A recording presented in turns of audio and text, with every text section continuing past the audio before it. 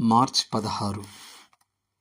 కలిగిన ప్రతి వానికిని ఇయ్యబడును, లేని వాని యొద్ద నుండి వానికి కలిగినదియు తీసివేయబడునని మీతో చెప్పుచున్నానెను. లూకా 19:26.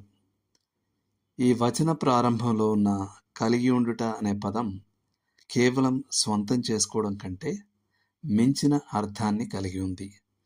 మనం నేర్చుకున్న దానికి విధేయత చూపడం మరియు మనకు ఇవ్వబడిన దానిని ఉపయోగించడం అనే ఆలోచన ఇందులో ఇమిడి ఉంది. మరో మాటలో చెప్పాలంటే మనకు ఏమి ఉంది అనేది మాత్రమే కాదు, మనకు ఉన్నదానితో మనం ఏమి చేస్తాం. అయితే బైబిల్ అధ్యయనంలో మన కోసం ఇక్కడ ఒక గొప్ప సూత్రం ఉంది. మనం పొందుకున్న వెలుగును అనుసరించినప్పుడు దేవుడు మనకు మరింత వెలుగును ఇస్తాడు. క్రైస్తవ జీవితంలో అత్యుత్తమ పురోగతిని సాధించే వ్యక్తి ఎవరంటే తన చుట్టూ మరెవరూ లేకపోయినా బైబిల్ చెప్పేది చేయాలని నిశ్చయించుకున్నవాడే. మరో మాటలో చెప్పాలంటే ఒకరి తెలివితేటలకు సంబంధించిన విషయం కాదు, నిజంగా లెక్కలోకి వచ్చేది అతని విధేయతయే. విధేయత గల హృదయానికి లేఖనాలు తమ నిధులను చాలా సులభంగా తెరుస్తాయి. హోషేయ దానిని చక్కగా చెప్పాడు. యెహోవాను గూర్చిన జ్ఞానము సంపాదించుకొందము రండి, దానిని సంపాదించుకొనుటకు ఆయనను అనుసరించదము రండి. 6వ అధ్యాయం 3వ వచనం.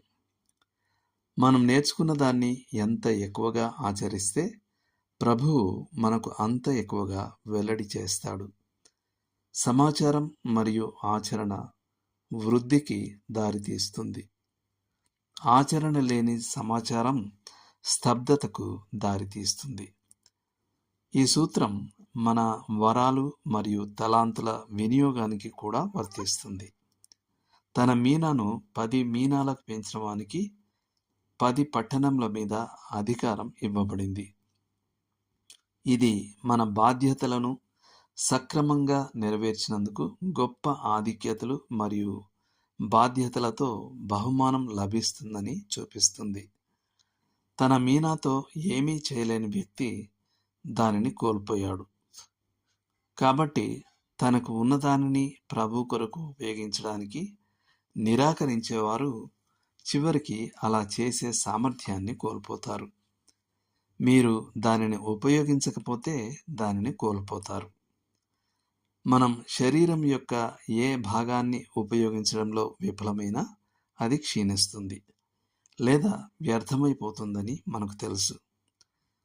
నిరంతర వాడకం ద్వారానే సాధారణ అభివృద్ధి జరుగుతుంది. ఆత్మీయ జీవితంలో కూడా అంతే.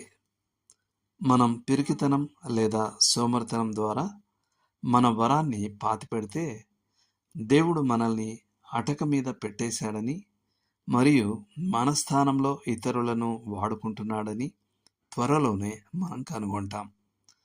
అందువల్ల మనం లేఖనముల కట్టడలకు లోబడటం, వాగ్దానాలను స్వంతం చేసుకోవడం మరియు దేవుడు మనకిచ్చిన ఏ సామర్థ్యాన్నైనా ఉపయోగించడం అత్యంత ముఖ్యం.